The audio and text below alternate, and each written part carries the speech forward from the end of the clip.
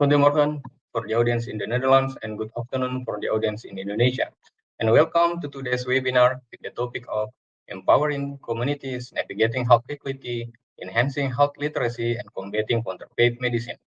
My name is Muhammad Akbar Bahar, and I am currently a researcher and lecturer, as well as the Vice Dean for Partnership, Research and Innovation of the Faculty of Pharmacy, Hasanuddin University, Makassar City, South Sulawesi Province, Indonesia.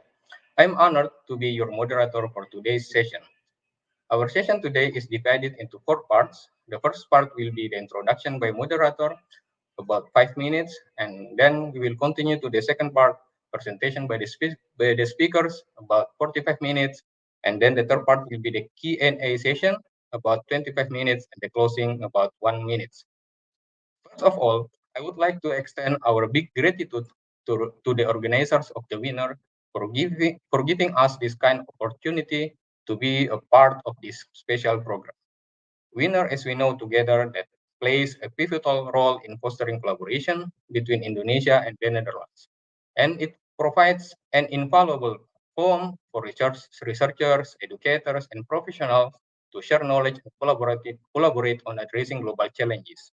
Through initiatives like this, we can strengthen our academic and research ties, promote mutual understanding, and advance scientific endeavors for the benefit of our society. Today's webinar focuses on one such challenge, namely achieving health equity.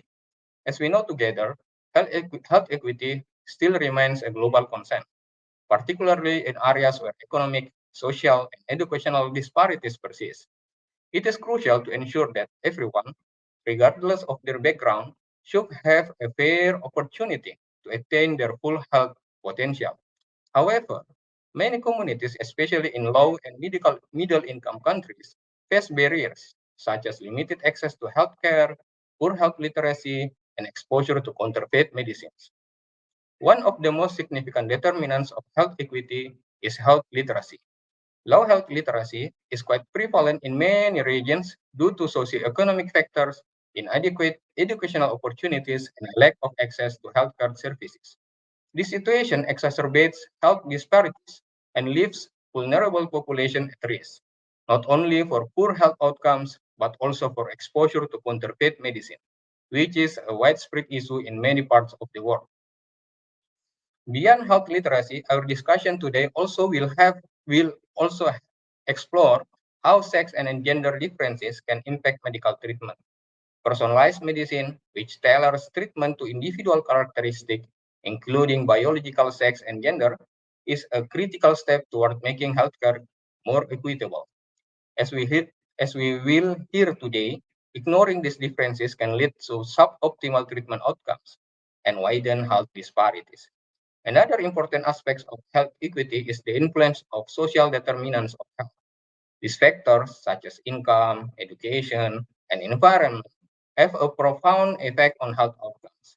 Therefore, incorporating these determinants into public health strategies is quite essential for addressing the root causes of health disparities and improving healthcare access and the quality for marginalized communities. Our esteemed speakers will then focus to discuss four crucial topics today.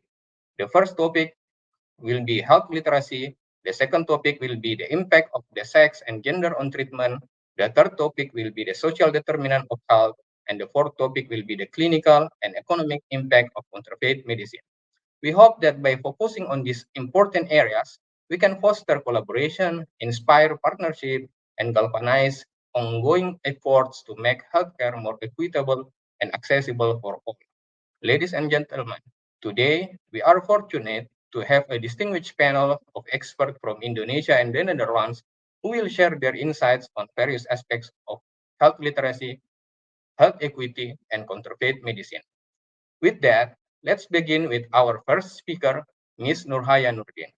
Ms. Nurhaya is a nurse and a faculty member at Hasanuddin University's Department of Family and Community Nursing. Her extensive experience in nursing education, coupled with her research focus on health literacy and patient education, makes her an ideal voice to begin our discussion today. She will be speaking about enhancing health literacy to empower communities, a topic she is deeply passionate about, particularly in improving communication between healthcare providers and patients. Without further ado, Nurhaya, the floor is yours. Thank you, Dr. Akbar. Good day, everyone.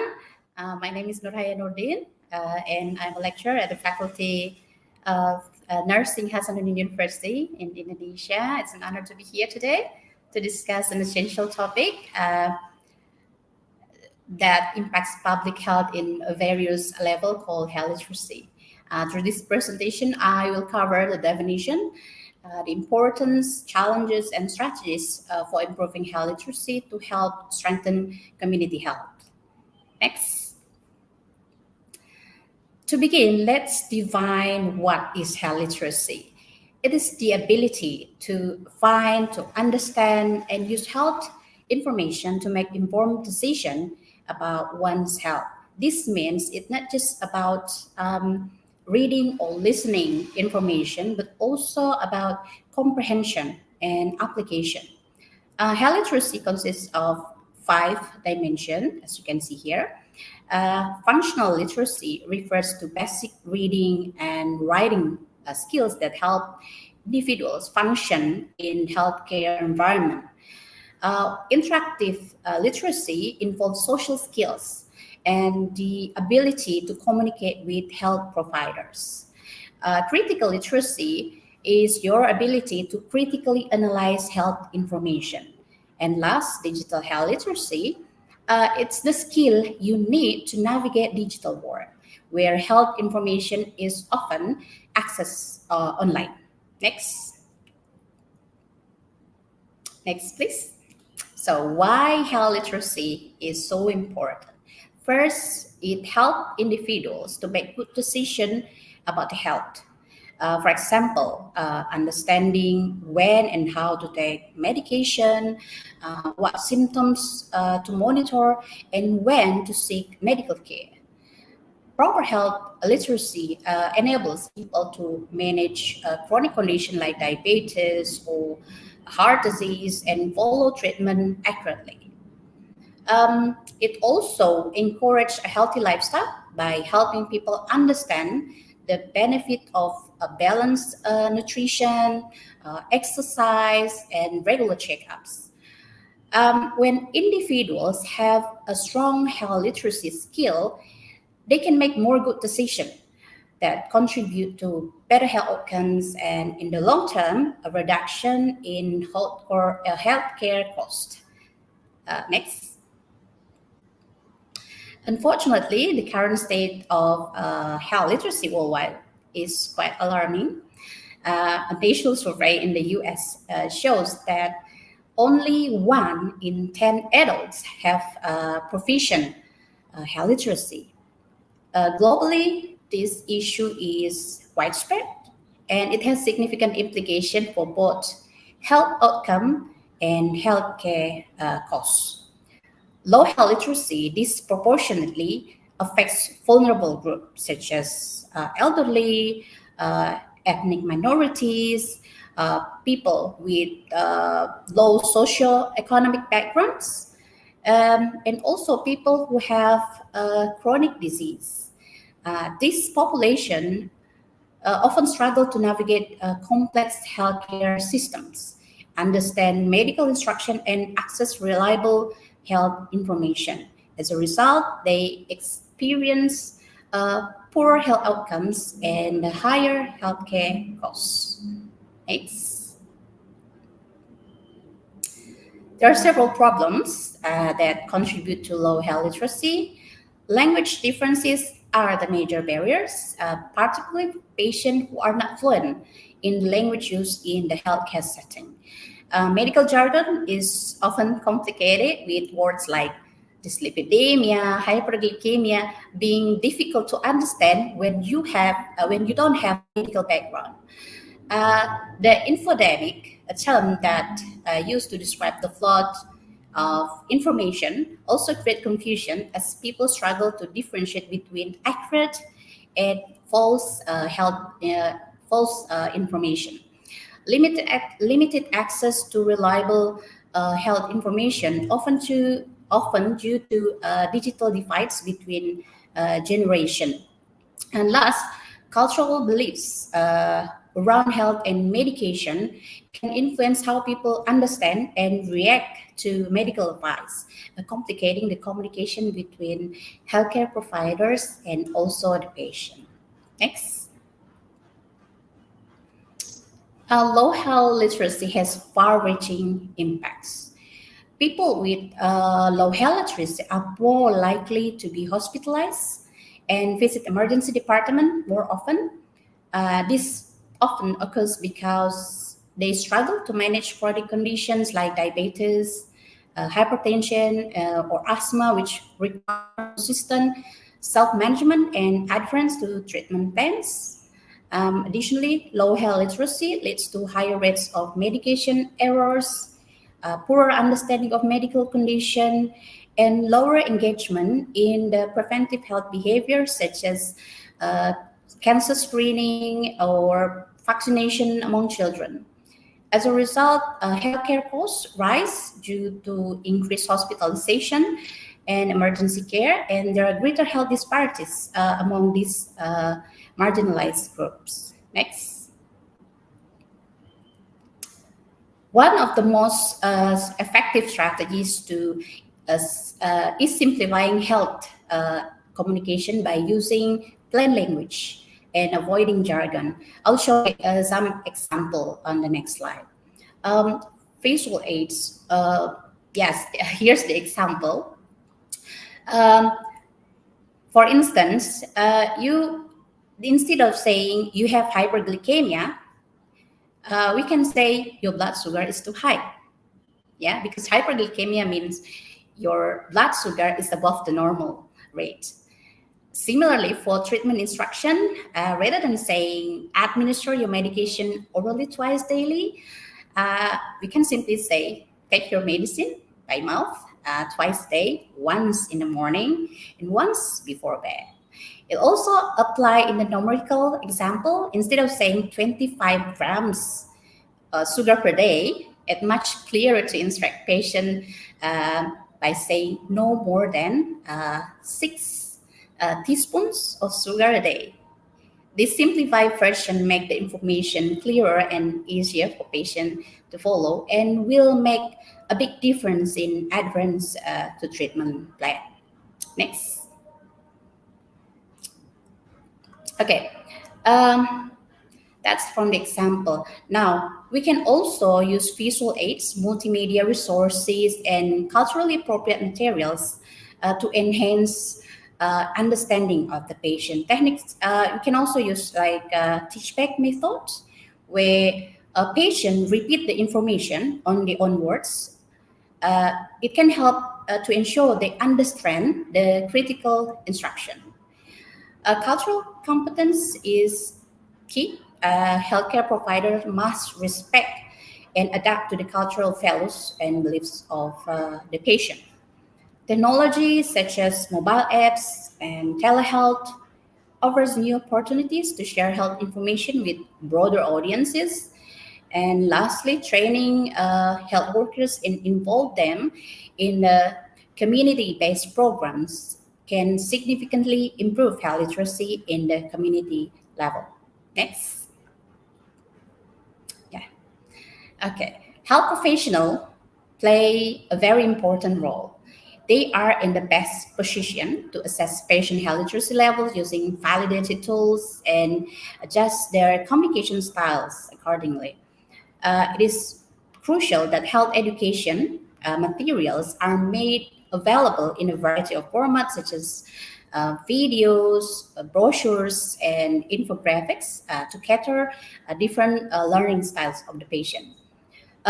Collaborating with community organizations allows professionals to reach broader population and offer health literacy resources in familiar, trusted environments. It can also advocate for policies that support health literacy initiative and engage in continuous professional development to stay updated on the best practice in health communication. Next. To truly empower communities, we need a holistic approach that goes beyond individual efforts. Engaging community leaders and local champions can create a ripple effect where health literacy spread through trusted networks. Developing peer education program is another powerful strategy as people often learn better from those they trust and relate to. Partnering with schools, libraries, and community centers allow us to integrate health literacy into daily community life. Social media and local media outlets can also be valuable tools for disseminating health information. Organizing health fairs, workshop, and community events offer hands-on learning opportunities and encourage active participation. Finally, farming coalition with stakeholders can help implement policy changes that support long-term health literacy improvement. Next. So, how do we measure the success of the health literacy intervention? One method is to conduct pre and post intervention survey to measure improvement in health knowledge. We can also track health outcomes such as blood pressure, blood sugar and body mass index. Community engagement rates like attendance at the health level at health events or participation in screening programs. Can indicate how well the information is being received.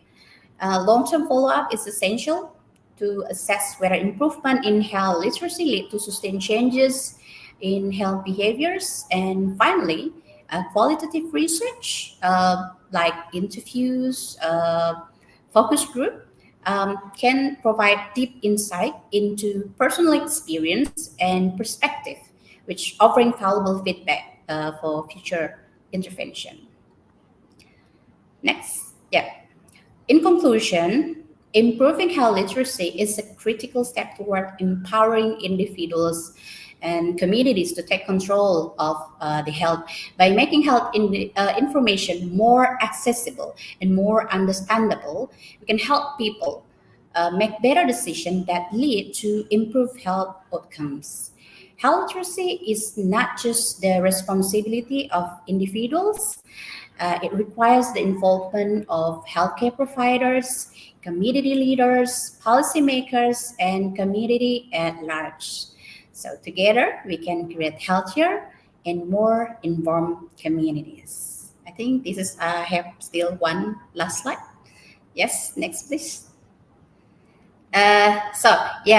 Before we wrap, I'd like to share some useful resources where you can learn more about health literacy. So I think that's all. Thank you for listening. I look forward to any question you may have. Back to you, Dr. Akbar. Thank you very much. Thank you, Ms. Nurhaya, for your insightful and interesting presentation on the importance of health literacy in empowering communities. It's clear that improving health literacy can create a solid foundation for better health outcomes, especially in vulnerable populations. Now, moving on to our second speaker, Dr. Sita de Vries from the University Medical Center Groningen, the Netherlands. Dr. de Vries is a senior researcher focusing on personalized medicine, with a particular interest in how sex and gender differences influence treatment outcomes.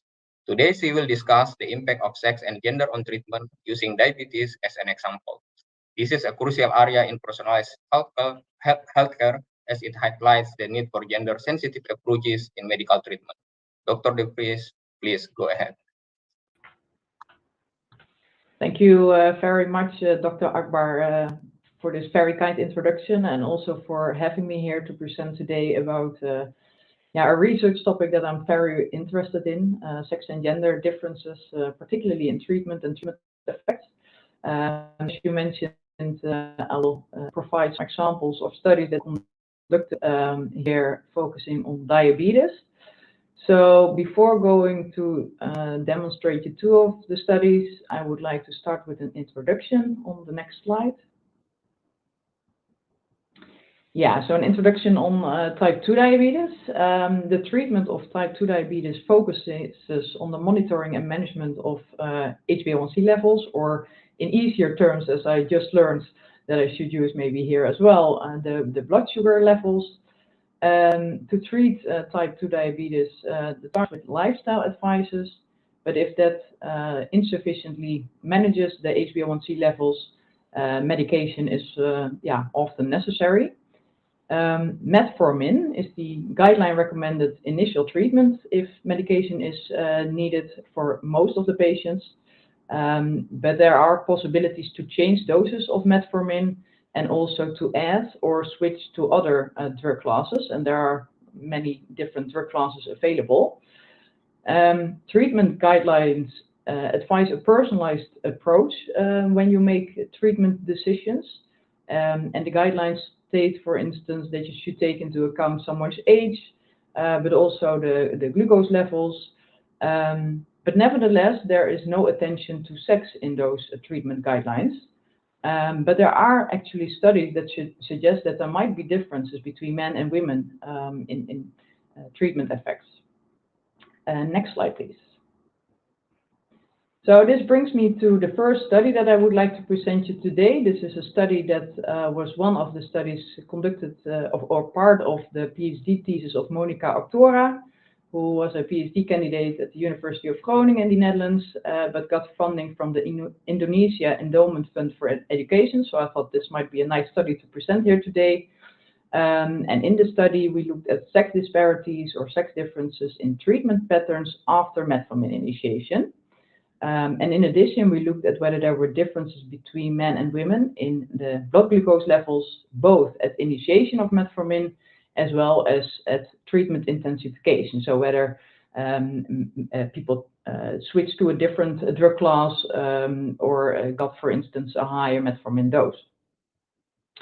Sorry, could you go back to the previous slide? Yeah, thank you very much. We used data from the GIANT database. It's the Groningen initiative to analyze type 2 diabetes treatment database that we have here in Groningen. And this database contains primary care electronic medical records of patients with type 2 diabetes in the northern part of the Netherlands. And in this study, we used for the analysis some Markov models and Mann-Whitney tests. Next slide, please. Yes. Thank you. So some results of this study, first focusing on the treatment patterns. Over 11,000 patients with type 2 diabetes were included in the study, and among these were 47% women. And on the slides, you see some very complicated figures, at least that's my perspective. At least they look complicated. I will guide you through a bit. On the left slide, there are the treatment patterns after metformin initiation. So you see on the left the initiation of metformin for men, and on the right you see the same figure or a similar figure for women. So the treatment patterns after metformin initiation, and you can see that people can move from for instance, a dose increase, a dose decrease, switch, etc. And there were a couple of differences that we observed between men and women in these treatment patterns. For instance, I'm not sure whether you can actually see the numbers, I hope you can, but if we look at switch, which is at the top bottom on the right, we see that 9.5% of the women switched after metformin initiation compared to 6.5% of the men. So more women switched to a different drug class than men. And on the other hand, we saw that addition plus, which is the third box on the right side, addition plus stands for an additional drug class in addition to the metformin. Or this could be compared with a higher dose of metformin, but at least part of this is the addition of another drug class. And we see here that over 31% of the men had this addition, whereas 2.6% of the women had this addition. So a lower percentage of women had an addition compared to men. Next slide, please. Then the results of this study regarding the HbA1c levels, and we saw that the median HbA1c level at baseline was 7.3% in men versus 7.2% in women. This is a slight difference, but it was statistically significant. And we saw also that men had higher HbA1c levels at those different stages, the intensification stages, which you can see in the table here. Next slide, please. Some conclusions of this study are therefore that men are more likely to receive an additional drug after metformin initiation than women, and that women, on the other hand, more often switch to a different drug class.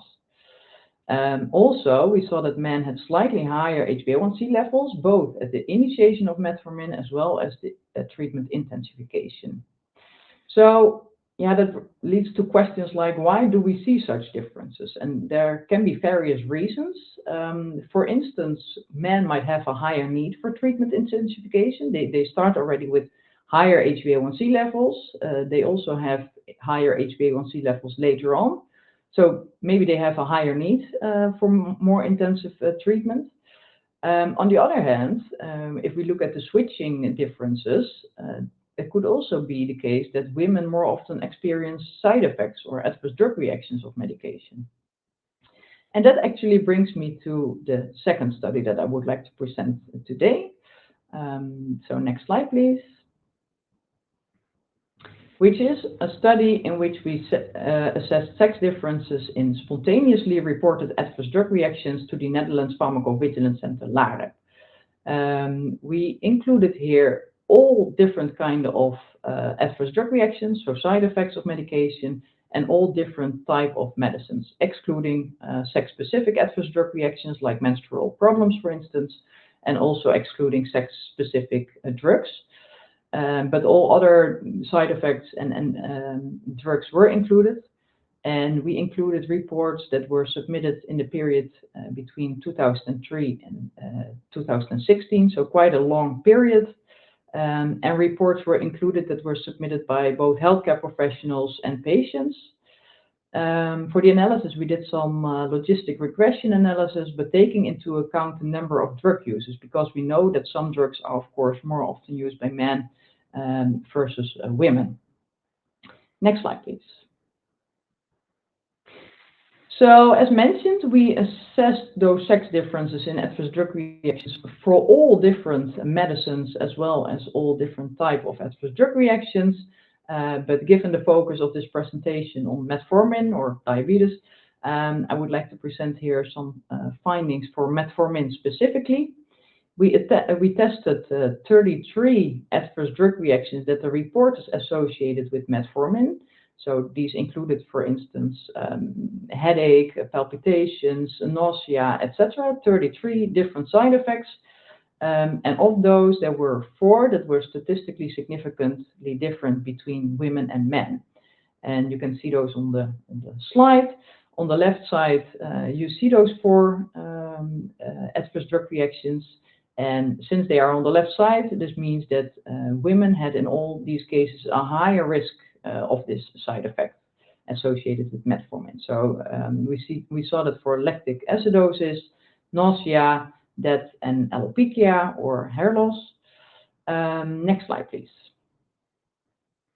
Yeah, and then the interesting question is, of course, what causes such differences? And for me, as a researcher at the Department of Clinical Pharmacology and Clinical Pharmacy and Pharmacology, but with a background in the social psychology, it's very interesting that these can be both sex-related differences, so the more biological differences between men and women, as well as the gender-related differences, which are more the psychosocial, behavioral, and cultural differences between men and women. Next slide, please. I won't go into too much detail here, but sex-related differences or possible factors that could explain differences between men and women in side effects are biological differences like physiological aspects, differences in genetics, hormones, hormone levels, but also contraceptive use, for instance, could influence side effects. There are immunological differences between men and women that could explain differences in side effects. There are patient-related factors like age. Women generally tend to get older than men, which might lead to comorbidity, co-medication as well, which might, of course, lead to interactions between medication. There are known differences between men and women in both pharmacodynamics and pharmacokinetics, and for the latter, those have been observed in the absorption, the distribution, the metabolism, as well as the elimination of medication. So these could all influence the experience of side effects. Next slide, please. And then we move to the gender-related factors, so the psychosocial, the behavioral, and cultural differences between men and women. Examples are, of course, for instance, alcohol intake, smoking behavior, food intake, which might all interact with medication use and therefore cause side effects. There could be differences in prescribing behavior of healthcare professionals between men and women, taking of medication, adherence to the advices, adherence to the treatment prescriptions. There might be a role here, of course, for health literacy. So I really enjoyed the previous presentation, and I see some room for potential collaboration there. So thank you very much for that, Nooraya. There are some differences possible in risk perception. The attribution is, I think, a very interesting aspect. And I also always like to demonstrate the example of the hair loss. We also saw for metformin that women more often report the hair loss associated with metformin than men. But yeah, I'm always wondering, is this indeed a biological factor here, or could this be due to women more often attributing the hair loss to medication? Men, for instance, might attribute this more to normal aging, for instance. Searching for health-related information, a previous study showed that women more often read patient information leaflets, so they might be more aware of some possible side effects. The influence of media could differ between men and women. And of course, this study focused on the spontaneously reporting of adverse drug reaction, and reporting behavior could also just differ between men and women, as well as the communication about it. Women might be more open to communicate about side effects. There are differences in healthcare utilization. So if you more often visit the healthcare professional, you might also have more often the opportunity to talk about side effects, etc., etc. So these are just some examples. I could go on for quite some time. I won't do that. So please, next slide. So some conclusions for this part of the study, or for this part of the session. It is important to study sex differences in treatment as well as in treatment effects. I also would like to stress that it's not only men and women. Age is also very important. For instance, also the effects of menopause, etc. More research is needed for explanations in observed differences, and here the focus should, in my view, be on both sex and gender-related explanations. And this could ultimately lead in sex-specific treatment advices, as well as in the monitoring and/or information provision, with the ultimate goal, a more personalized drug treatment. Next slide, please. So I would like to thank you all for your attention. Feel free to ask any questions in the comments box, or stay in the networking session after this meeting. And also feel free to reach out to me via my email address that is on the slide now. I'm happy to answer or try to answer any questions, or if you have any suggestions for further research, looking forward to hear those. Thank you very much. Thank you, Dr. De Vries, for shedding light on the critical role that sex and gender differences play in personalized treatment. Your presentation has given us valuable insights into how these factors can shape health outcomes and the need for more tailored approaches in healthcare. Next, we have Mr. Taiji Ochi. He is a research fellow at the University of Groningen in the Department of Pharmacotherapy, Pharmacoepidemiology, and Pharmacoeconomics. Mr. Ochi's expertise lies in pharmacogenomics and pharmacoepidemiology, and today he will discuss the role of social determinants of health in improving healthcare outcomes. This is a vital topic in public health, as it helps us understand how factors beyond medical care can influence the health of individuals and communities. Mr. Ochi, over to you.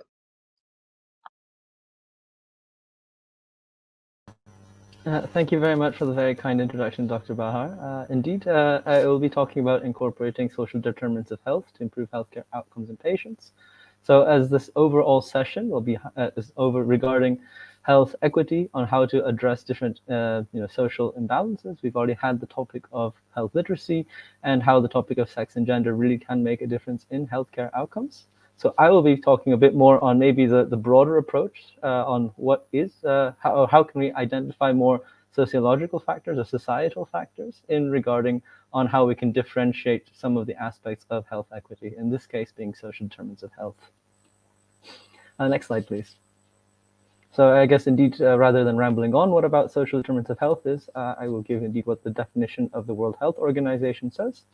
And indeed, in short, it's just non-medical factors that influence health outcomes. Long and short of it, indeed, already highlighted is health literacy, sex and gender, but also more the environmental situation regarding countries' economic policies, type of developmental agendas, and what I find interesting are, of course, educational systems, societal norms, and social policies.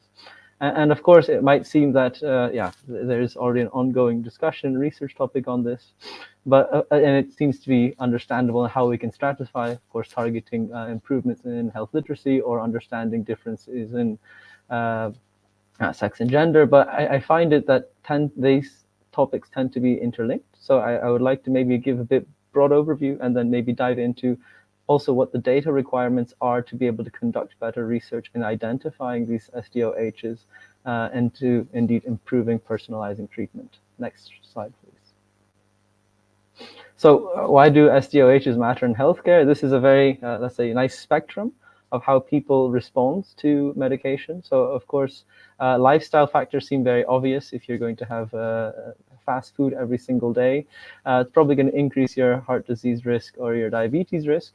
But then if you look at it from a policy point of view, it could be that you're sort of pushed towards more fast food options because they are incentivized by tax. Or on the other hand, when you go out to go shopping, rather than reaching your first grocery store, you find 4 different fast food restaurants. So even though they might not be very easy to quantify, they are actual incentives to sort of make people's decisions on, okay, do I want to make a healthy decision on a lifestyle or indeed having fast food. Another example is recently highlighted.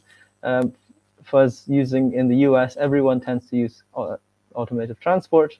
Public transport is very hard. So indeed, people tend to have more sedentary lifestyles in that regard, that if everything is related to automotive and not having the opportunity, such as in the Netherlands, to be able to cycle to work, it does sort of create this sort of negative spiral on how to be able to influence how people respond to not only just medication, but also to improve their healthcare outcomes.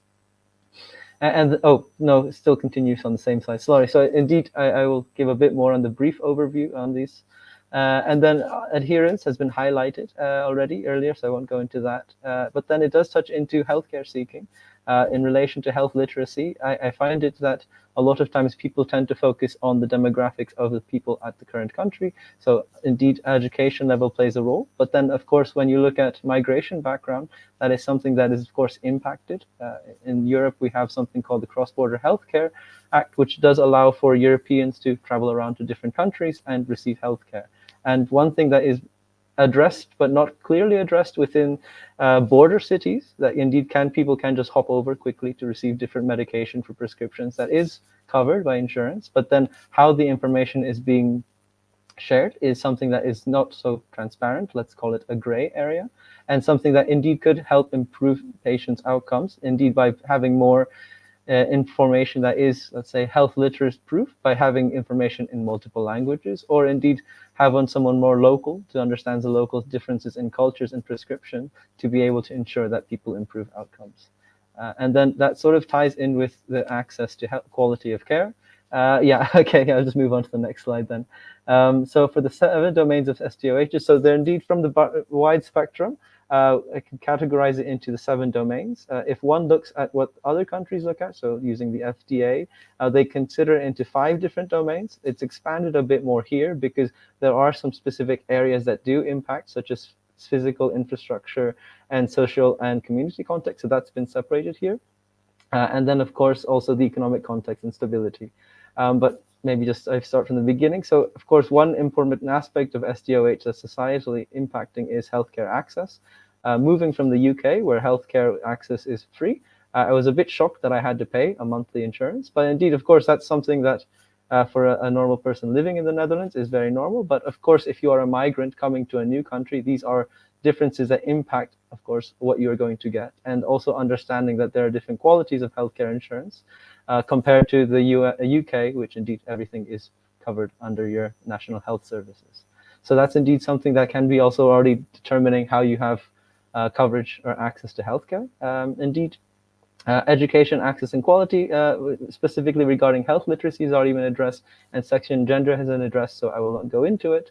But what I indeed find is more on understanding how societal infrastructure is being developed. So I highlighted the development of fast food restaurants, being more proponent, and then of course having lower costs. So people tend to be wanting to have quick, easy food access to cheap food. But in reality, that of course has a long-term detriment. So having more public health output or policies that do facilitate improved discussion on this is indeed something that can be facilitated better.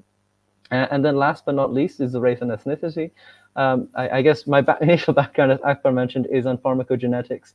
And one thing that maybe is my driver into involving more health equity research in social determinants of health is if you look at genetic research, it mainly tends to focus on Americans and Europeans, not other ethnicities. Don't look very Dutch. I'm not Dutch. But so indeed identifying that there are differences in metabolization enzymes. So that's something that can be addressed better by improving healthcare access, but that indeed is something that remains to be worked on. But yeah, I can ramble on about these slides. So I will give a quick, concise example in the next two slides. So the next slide, please. So I want to touch a lot on education access and quality. So to highlight, in the Netherlands, there are 3 different categories of secondary education systems. So the VMBO is something that's more for vocational studies. HAVO is indeed more for the technical schools, so applied sciences. And then VWO is indeed for people who want to go to the university. And why the stratification or the split between these 3 have been made is actually something that public health, the RIVM in the Netherlands, has already made as a point of, let's say, inflection, that has been notified that people who are depending on which secondary education they have, they can already see the differences in incidence of more complex diseases, so such as cardiovascular disease and diabetes, are much higher in individuals who have had an EMBO background compared to VWO. And of course, that also not only links to what education you had, but also looking to the income that you have long-term, and then also likelihood of where your societal, social, community context lies in, and then tied to that where your neighborhood is. So it's not that just because you address one social determinant of health, you can identify all different aspects, but indeed being able to link it to different types of using different outcomes from using one metric, in this case, stratifying or splitting individuals from what secondary education, might shed further light on how treatment outcomes come. And indeed, I just highlighted some studies that one of them actually is the database I will talk about, but shows already identifying that this is not just something that is being identified within the secondary education, but you can take it to different levels and already see that there are different health inequalities that being addressed, whether it's from primary levels or already indeed from university access. Next slide, please. So this also goes into tying with the healthcare access and builds on the health literacy aspect. I won't go into health literacy because indeed Nurhaya gave a great presentation on it, but I want to highlight that indeed in the Netherlands, everyone has access to it. It just may be more of my culture shock of having to pay for it. But also on the other aspect, when you have people living as a cross-border, in a cross-border location, or also coming as a migrant and not aware of the differences or not speaking fluent Dutch or English, as some locations provide, having access to ease of information is indeed something that helps improve healthcare access and also the quality of prescription and treatment and adherence. So one thing that I would like to highlight is just this is the use cases for the Netherlands. This is something that we cannot replicate, let's say, even to Belgium or Germany, because healthcare systems vary across countries, even within the European system. So indeed, if there are opportunities to further collaborate within Indonesian partners and the Netherlands, this is something that, of course, using SDOHs is a nice metric, but something that should be considered as a jump-off point on making sure that the different inequalities within each country are addressed and can be used to tailor healthcare policies in the local surroundings, not just a broad terminology being used. Next slide, please. I'm just minding the time. And of course, it sounds like there's a lot of data regarding SDOHs in Europe, but actually there's a lot of red tape, if I may say, that indeed sometimes it's very hard to collect data, or some data sets don't have access to the information collected because at the time of inception, they didn't really think that, oh, this is a relevant information. And how it can actually be, these bottlenecks be bridged is by using data linkage. So indeed, in healthcare research, there are opportunities to conduct data linkage. So indeed, using multiple cohort studies to be linked to administrative data, and of course, keeping every individual anonymized. So there is no privacy issue adapted to be able to ensure that, of course, all data can be accessed. But there are some drawbacks with the lack of standardization in some variables in relation to gender, as that is a social construct. I think that is something that remains to be fully addressed, but indeed something that more people are highlighting. And then also touches upon the complex nature of SDOH data, using education as an example. What the education system is in the Netherlands is, I imagine, varies greatly from the education system in Indonesia. Next slide, please. So I just want to give indeed a short overview of the type of data that is available in the north of the Netherlands, in Groningen. So there is a linked database. I hope you can see the logos.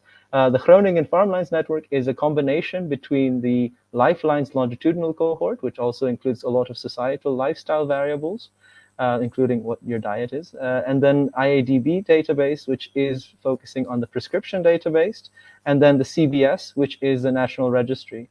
And then the type of data that is available actually is variable. So indeed, age, education, and ethnicity, sex and ethnicity are, of course, listed, which is very nice, and it can be corroborated across the data sets. But of course, depending on which data set is being used or linkage, it might not be found across all of them. So language indeed being one.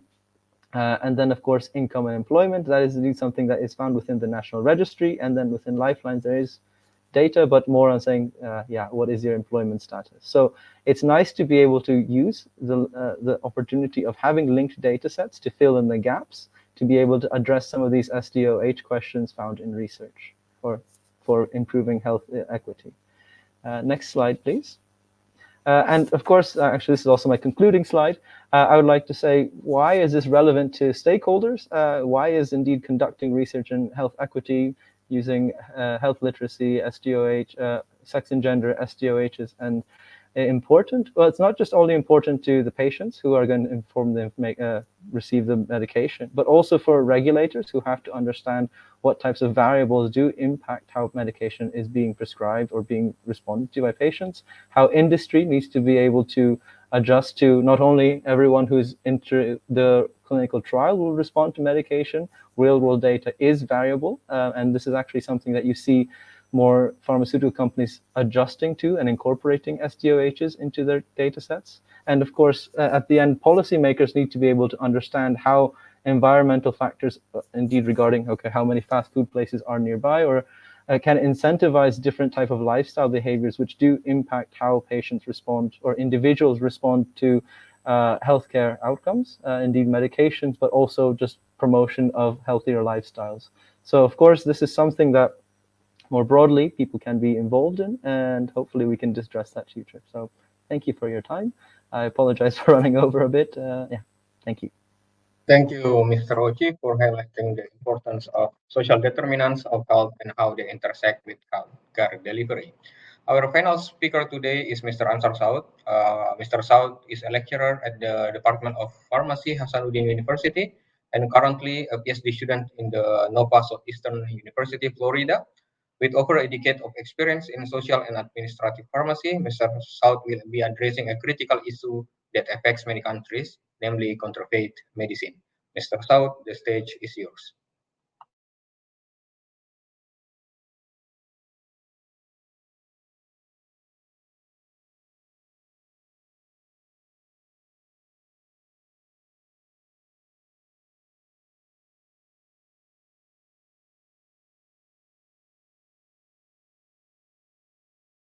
I think there is a technical problem with Mr. South. Hello. Yeah, the stage is yours. Okay. Thank you, Dr. Akbar, for a nice introduction. I feel honored today to present my slide about counterfeit medicine in Indonesia. I'm Ansar Saud, faculty member of the Department of Pharmacy, Hasanuddin University. Next slide, please. My slide today will be talk about the counterfeit medicine, a background and history, and also the implication of the counterfeit drugs in patient care, and how the impact of the counterfeit medicine in the globally and also in Indonesian challenges on this, and what is the causes of the counterfeit medicine and alternative solution for this issue. Next, please.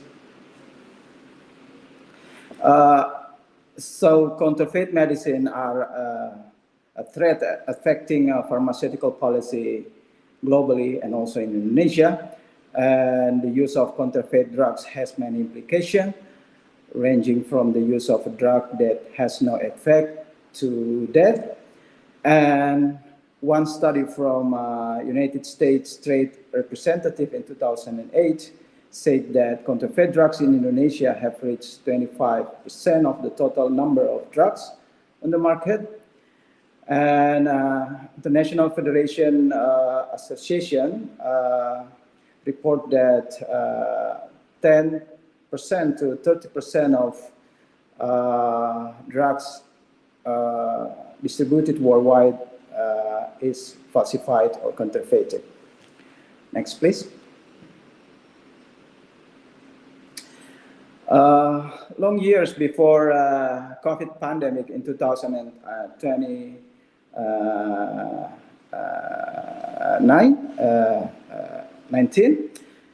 one of the researcher, Professor Albert Wertheimer, report that if substandard and counterfeit drug use is not curbed, economies that are not fragile can crack under the burden of unfunded future liabilities. And he mentioned about the new term like a macroeconomic pandemic. This is not just a health emergency, it's a macroeconomic pandemic in the making. Next slide, please. So what is a counterfeit drug? It's one that is deliberately and fraudulently mislabeled with respect to identifying and or source. Counterfeit can be applied to both branded and generic products, and counterfeited products may include the correct ingredients or with the wrong ingredients, without active ingredients, with an insufficient active ingredients, or with fake packaging. As you can see, sometimes we cannot differ the authentic and the counterfeit drugs one, as you can see in the picture. Next, please. Wertheimer and Wang in 2012 said through their books titled Counterfeit Medicine, Policy, Economics, and Countermeasures, they said it is a real crime when such previous money purchases counterfeit drugs that not only might not provide effective treatment, but may also harm the patient even to the point of death. Next, please.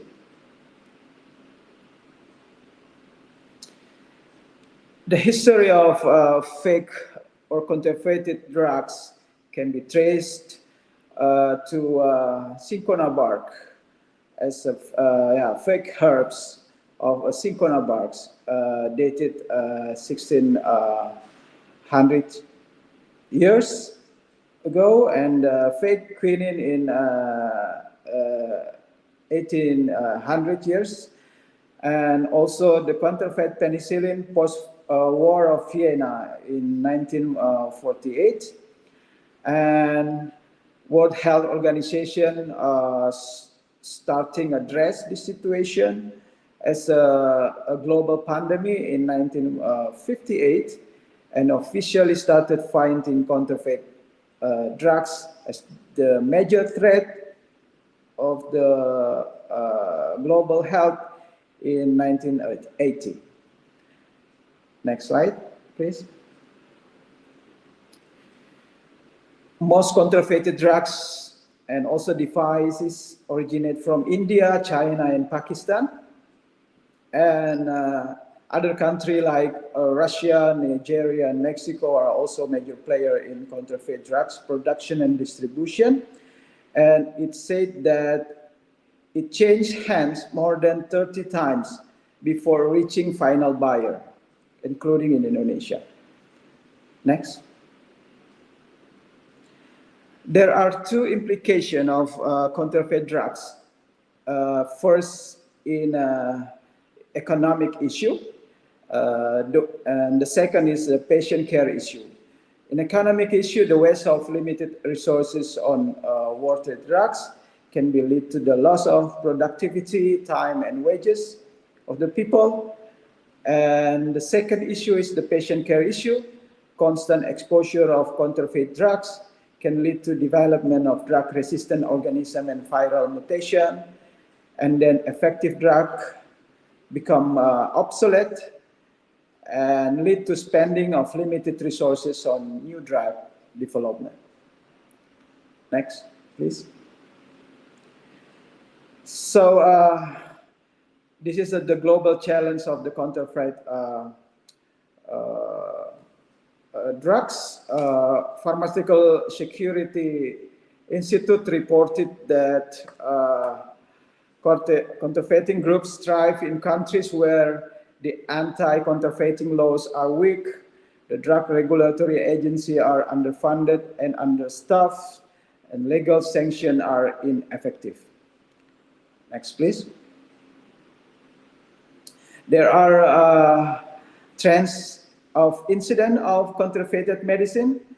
The graph shows 4,345 pharmaceutical crime incident in 2020, and we can see the incident decreased by 15% from 2019. The first annual decline in the past 10 years to 4,344 in 2020. And the decrease in the new incidents can be attributed to the impact of the global COVID pandemic. Next, please. This is the geographic incidence region of the world where the fake drugs taking place. Next, please. Next slide. This is the therapeutic categories. The genitourinary, central nervous system, and infective therapeutic categories were the most frequently targeted by individuals engaged in pharmaceutical counterfeiting. Next, please. If we can see the graph, there are 39% in Asia. This is the evidence of arrest data of Interpol on the counterfeited drugs, and law enforcement practices and reporting of arrests can differ significantly from country to country. And a small number of arrests may indicate that the government has not assigned a high priority to enforcement. Next, please. This is Operation Pengia by the Interpol. Next, please. This is this slide tell about counterfeit drugs most come from India and China. Next, please. Next slide, please. And also Myanmar, Vietnam, and Thailand were included with this region. The World Customs Organization reports that 50 to 60% of illicit traffic is shipped via sea. So the position of these three countries makes them ideal location for the transport counterfeit drugs throughout the region, including to Indonesia. Next, please. So what is the Indonesian challenges? We found it challenging to find the real data on counterfeit drugs discovered by FDA, Indonesian FDA, and but Badan POM of Indonesia said that since during 2017 and 2021, counterfeited drugs that were often found were tadalafil, codeine, diazepam, heximer, vardenafil, tramadol, trihexyphenidyl, and also sildenafil. So Wertheimer in 2022 suggested one way, an alternative way to quantify counterfeit drugs in Indonesia by assuming the number of people suffering from illness due to the use of counterfeit drugs using the pharmacoeconomics approach. And this is an interesting research project to investigate further. Next, please. This is the causes of counterfeited drugs. There are poverty and literacy related with the first presentation, and also lack of official supply chain, criminal corruption, and so forth. Next slide, please. And WHO also have a guideline for developing of measurement to combat counterfeit drugs. One is strengthen political will, promulgate appropriate legislation, establish a national drug regulatory authority, enforce drug control law, and foster partnership and sharing responsibilities. Next slide, please. This is the technique for detecting counterfeit drugs by a pharmacist or a chemist. Next, please. And this is the solution, same as the WHO guidelines. Next, please. The role of pharmacies. Also, we have a vital role to combat the counterfeit medicine. Next, please. In a summary, we can say that maybe it's too soon to conclude this ongoing research because it's still waiting for some important data from Indonesian case. But drug counterfeiting is a mass murder and one of the greatest atrocities in our time, and must be therefore be taken seriously by everyone, everywhere, and all hands must be on deck to fight the problem relentlessly until it's completely eradicated. Thank you. I think that's my slide. Thank you very much for the opportunities. Back to you, Dr. Akbar. Yeah, thank you very much, Mr. South, for your enlightening presentations. Now we will open the floor for the Q&A session. Actually, we have 10 minutes left. And I saw in the comment section that we have two questions. The first questions from Jan Bashir. Sorry for my pronunciation, to Ms. Nurhaya. Interesting and important point for health literacy presentations. The question is, should the partner of the patient also be involved in the health literacy promotions? And the second question from Ms. Amalinda Snida to Mr. Ansar, is there a particular reason to use the term counterfeit instead of falsified in the study? In 2017, WHO published the official definition of poor quality medicine, which includes substandard and falsified.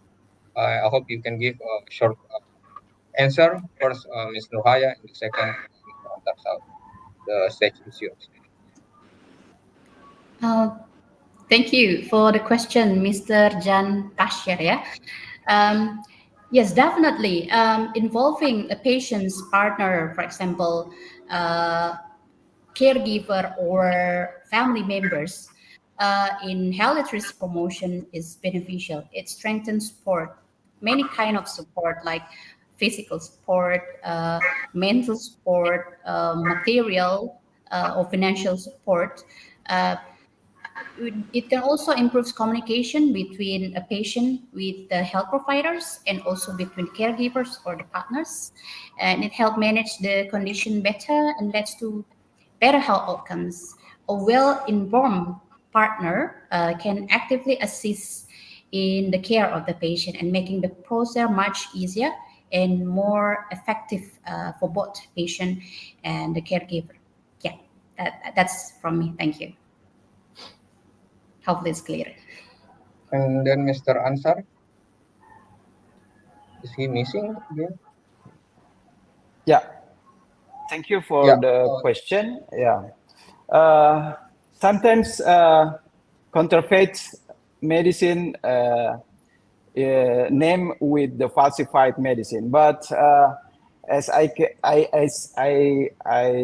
explained on my presentation, that counterfeit can be applied to both branded and generic products, and counterfeited products might include the correct ingredients or with the wrong ingredients. So it can be have same active pharmaceutical ingredients, but maybe the portion, the percentage of the APA